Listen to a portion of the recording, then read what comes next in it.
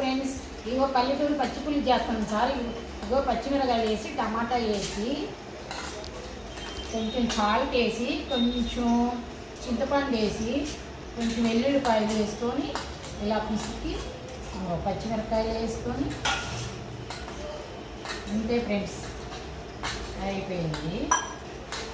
నేనేం చేస్తామంటే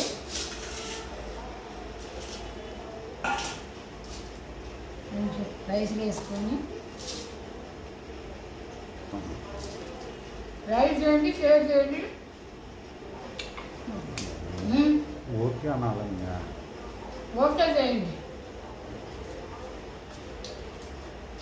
friends, like చేయండి, ఓకే చేయండి, కామెంట్ కూడా చేయండి ఫ్రెండ్స్.